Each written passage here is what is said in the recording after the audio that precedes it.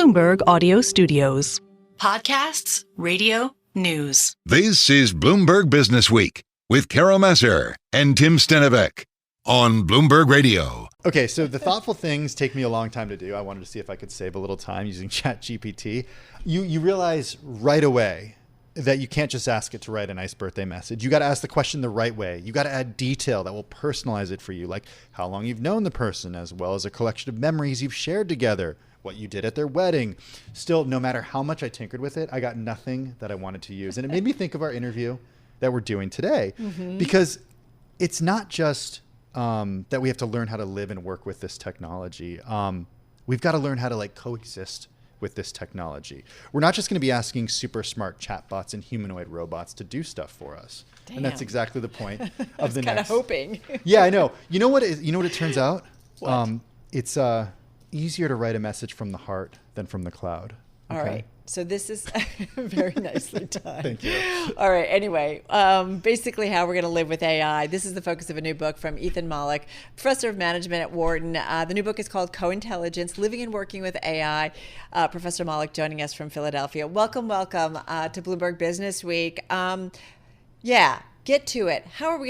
How are you thinking about how we will live and work with AI? Because we're spending a lot of time talking about it and dreaming, guessing, keeping our fingers crossed. But how are you thinking about it? I get right to it. That sounds like how a lot of people talk to AI. Please, no chit chat. Just get going. And we can talk more about your prompting technique in a bit. But part of what is really interesting is if you look, there's already big effects. So I did a big study with a bunch of my colleagues at Harvard and MIT and Warwick, where we went to Boston Consulting Group, the big consulting company, and we gave 8% of the global workforce, half got GPT-4 to use, half didn't, and they got a 40% improvement in performance just from using AI, and did work 26% faster. So it's already here and making an impact. It's just different in different places. So let's talk about prompting technique here, because I think that's what the experience that a lot of people listening or watching right now might have with AI as we know it right now might be the idea of using these chatbots and not necessarily using them for any functional purpose apart from just kind of playing with them and figuring things out. But let's talk prompting technique, because I feel like this is something that you actually have to learn. So a little bit. I mean, there actually is one piece of advice that I would ask you, if from your story, which is, it turns out there's a huge difference between what's called the frontier model, the largest, most advanced chatbots, which are also the most expensive to run. There's only 3 of them right now in the world, these frontier models, which is Claude 3, GPT-4, and Google's Gemini Advanced. And those models and the sort of free models that are out there. So if you ask one of the more advanced models, they require less prompting and produce much more impressive work. But so if you're going to prompt an AI, I should have paid for it. You got to pay for it, or Okay. you can actually get access for free through Microsoft stuff if you turn on the purple creative mode in Microsoft Copilot. That's a hint. Okay. But the main thing you want to do to start prompting the AI is tell it who it is. You are a great writer of greeting cards. And then I love the other piece of context you're going to provide as well. Oh, that's interesting. Okay. So I didn't know that you have to sort of identify yourself with this stuff. But like I said, it's like Carol, But would you have learn. identified yourself as a great creator of greeting cards? No, but I would have said I'm a pretty good writer. I would tell it that it's a great writer of business of cards. You want to tell it what it does. Oh, okay. I see. It's interesting. So I see. Did you hear that, Carol? You have to tell it what it does. You are a great writer. of greeting cards. Yes. So you need to Thank you for stroke. the Hey, we women clarification. are really good at stroking and making guys feel like they're the best about everything. So we know how to do this. We'll be good with ChatGPT. But even seriously though, I'm just having some fun. But is it really just about ChatGPTs? I mean, is that going to be our world when we think about generative AI, machine learning, or is it something much bigger than that? It is a lot bigger. Chatbots are one way to talk with these large language models, but one of the things that you're going to be seeing a lot of this year, and I've already been playing with, are the idea of agents. So autonomous systems, basically, where you tell the AI do something. I've already been playing with an early version called Devin, which is based on GPT-4, but Devin works like a software engineer. You say, create a website about this, and then Devin quietly goes off and sets up a plan and builds a website for you and then tells you when it's done. So we're going to start seeing all kinds of ways of interacting with these systems, not just sort of chatbots the way you have already. Okay, that is where I see a real innovation. Productivity, Ethan. man. Yeah, is this idea, and it's actually kind of ironic because a few years ago, a lot of people were taught, okay, hey, go learn to code. Coding is is a job that will be safe. But what I see, Ethan, happening, and correct me if I'm wrong, is this idea of prompting some of these tools to create things for you that previously computer coders would have had to create. Are those jobs seem to be really at risk? Well, it's an interesting thing. I don't code in Python. I maybe do 300 Python programs a week right now, thanks to ChatGPT doing it for me. Wow. So I use software for all kinds of things I wouldn't before. I think that what we usually see with a job like this is like when spreadsheet software came out, accountants didn't lose their jobs. They just shifted to doing more interesting work and not just doing handwriting math problems all day. And I think there's still a lot of room for coders. It's just a higher level of work. I love these. You have 4 principles, is it right, for thinking about AI? Principle 1, always invite AI to the table.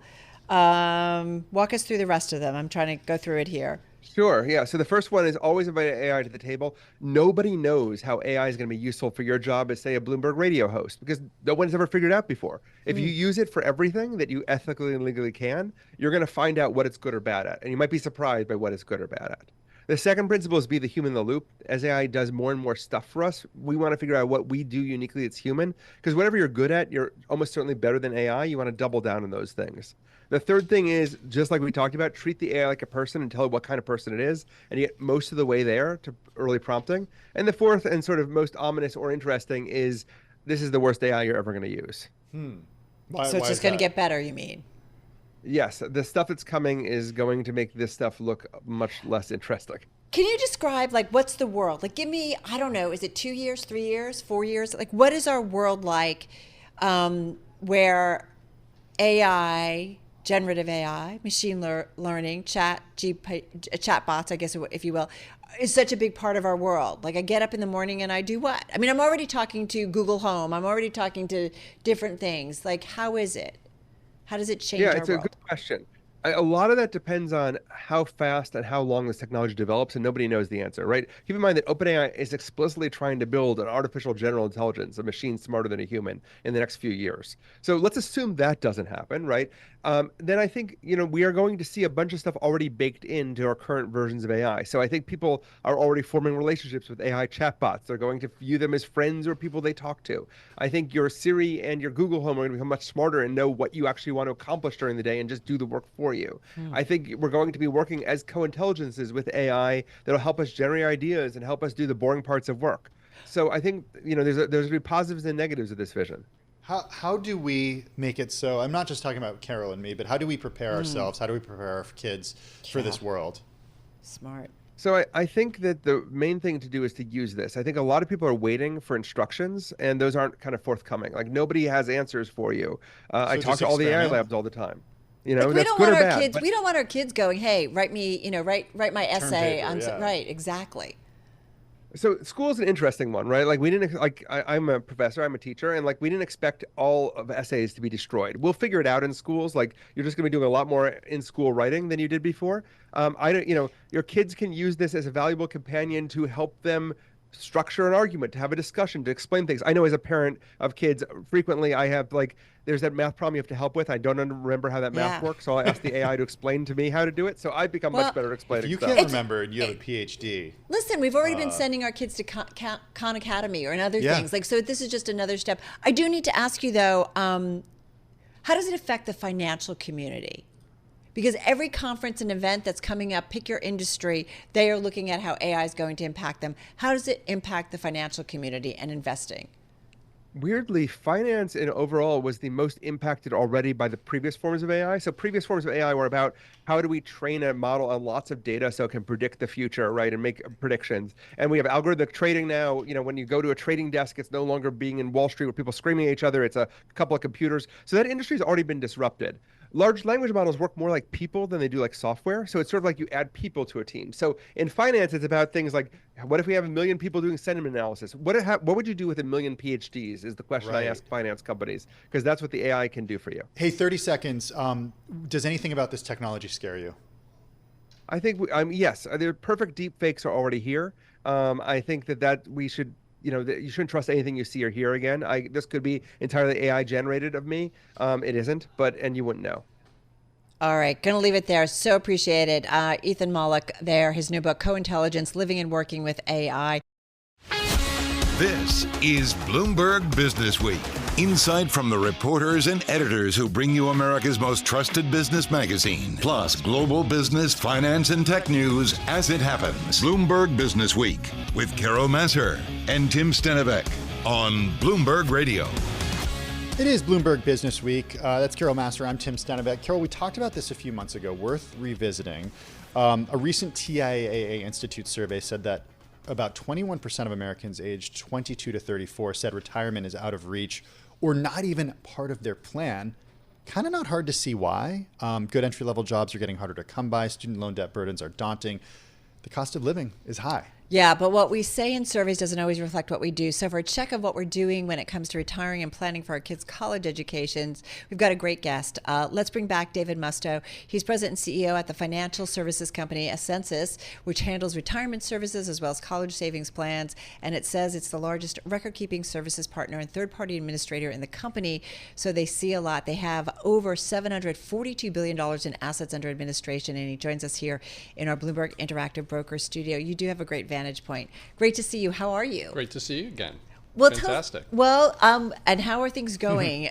You've got a great window into a lot in terms of how people are doing, especially when it comes to retirement and savings. We talk a lot about numbers and surveys, and they look rather bleak. So tell us what you're seeing specifically. Well, listen, it's a fact of life. There are about 25% of workers in America that don't have any retirement saving. There's about 57 million Americans that don't even have access to a workplace retirement plan. Right. So one of the things that I think all of us are focused on is creating more incentives for small businesses, mid-sized businesses to actively create workplace programs. Right. Because once they're in place and once people are saving on a regular basis, we know that there's much higher likelihood of long-term financial success. What's the option for people who don't have a workplace savings plan right now? Is it just a Roth IRA? It is some form of an IRA. Now, what certain innovative states are doing is rolling out programs which are auto IRA programs where they're mandating within their states or requiring that any small, mid-sized business that doesn't offer a traditional 401k or defined contribution plan needs to automatically enroll their employees, their participants, into an auto IRA program. And it's actually working. We're seeing very high levels of adoption of these programs in certain states. We're seeing savers slowly but surely putting money aside and increasing contributions over time. So this is one of the ways in which we're encouraging more activity in the workplace. There's also been a variety of new regulations, legislation, that is providing more tax credits, incentives, and ease of administration so that more small businesses actually adopt programs. What else could be done that you think would move the needle more Well, dramatically? we need to democratize financial advice and guidance. Right, one of the big. Do you know how long we've been talking about this? We're still working on it, Carol. and what holds it back? You know why we're getting results, right? Yeah. And what's really coming together here is the combination of technology alongside advisors and human beings supporting savers. It's not it's not a lot of magic here, but the main reason that people are not saving toward long-term goals is short-term financial strain, right? There's a significant issue around, you were talking about college debt. We got 43 million Americans that have some form of college debt right now, 13% of the US population. So how do we help these people manage through the debt so that they can focus on the longer term savings? How do we cut it off earlier is the other opportunity. Well, okay, so how do we? Because it's become quite a machine in terms of the cost of education, the ability to access loans to pay for it. It's all there. How do you change that nut? How do you reverse it? Yeah, so awareness, number one, 30% of Americans that could or should be saving in a college 529 program for their kids don't even know that those programs exist, don't know that they can be setting aside dollars. I feel like there should be something when the kids are born, you leave started. the hospital, you get some swaddles and some info about a 529. Get the car seat and you start the 529. You got to buy the car seat yourself. Yeah, I know. Kudos to the state of California. Cal Kids program, the state of California is now depositing an amount of money into every child's account born in the state of Also California. great. Also The census pretty cool. administers that program. We're happy to be, thrilled to be a part of that. That's Yeah. pretty cool. So a lot of Yeah. innovation like that happening across the country. Hey, speaking of innovation, one thing that we can do now with our phones, as we learned last year with the collapse of Silicon Valley Bank, is move money very quickly. And I get the idea that if people see maybe headlines and they don't follow the markets closely, they might want to make adjustments to their 401ks. They can do that through a mobile app, but you've been able to successfully get people to think twice about reducing the amount they're putting in their 401k through their mobile app. Talk a little bit about this. Yeah. Because there's some psychology at play here. Big time. Behavioral finance, Yeah. right, is the buzzword. But taking advanced technology, user design, we've been able to drive 30% of the people that would come online or on an app to reduce a contribution rate in their 401k plan to actually stop them from proceeding with that It's transaction. like a warning comes up, says, wait a second, are you sure you really want to do this? Yeah, a little bit more than that. It's a presentation of an outlook that shows how that additional, how that money, right, will impact their long-term income. Okay. Right. So if you reduce by $100 a month now, what's that going to mean in terms of your monthly income or your annual income when you retire? And it's enough to get people to think. What about families? I feel like we are speaking from a very privileged vantage point, if you will, Yeah. whether it's companies that help us in this or whatever. But there's a lot of families out there that are just barely getting by, just not even, some would say, making a living wage. How do you help all those individuals that, like, how do you do that? Yeah, well, and just, to recognize that, I think there's double the number of people that have credit card debt relative to emergency savings, right? So you're tapping into a really important issue there. A big part of it is early habits. Even those that are of lower income, right, and means, need to think about sort of where and how they're placing the next dollar. And to the degree they can even set small amounts aside for that emergency fund, it's going to mean a big difference in a crisis situation in a family. But what's your outreach to, like, Well, give me an idea on your platform? Like, Yeah. So a big opportunity is using the workplace for this. Yeah. It is really hard to touch thousands, right, hundreds of thousands of people across the country one by one. But when we have people gathered in a workplace and we provide financial wellness counseling or advice through a benefits program, Right. or in conjunction with a 401k program, even though they may not be ready to contribute to that long-term retirement savings goal today, we can provide education, advice, and guidance to help them consider the steps along the path to making those types of contributions. What's a bigger crisis in this country? Is it the education cost crisis or lack of saving for retirement crisis? Well, it depends on whose seat you sit in, but both are equally important, and it's dollars today versus dollars tomorrow. But it's meaningful on both fronts, and I think it's something. It's not an and or, right. We've got to focus on both. Should we think that we're going to get Social Security the way that earlier generations were able to? I think that the government will find a way to extend those benefits. I suspect they'll be extended in a different way than we know them today. It's the only way the math works. What's the responsibility of corporations? Where I think about my dad who had a pension, VA benefits, investments, just different things. Yeah. But companies, there are many who've got 401k and they do matching, but what is the responsibility of corporations? And forgive me, because only about 30 seconds left. Yeah, they can be great facilitators of these programs, design programs that are set up to get employees on the right first step, and continually reinforce the benefits of saving for longer term goals and objectives. Yeah, I actually think kids should be like, I know we're not supposed to do our opinion, but I think kids should be learning about all this stuff in like grade school and middle school and high school. Very controversial opinion, Carol. You better watch yourself. I just think, come on. Thank you for joining us. Good to have you back. David Musto, President and Chief Executive Officer at Ascensus, joining us here in our Interactive Brokers studio. You are listening and watching Bloomberg Businessweek. Carol Massar, Tim Stenovec. This is Bloomberg.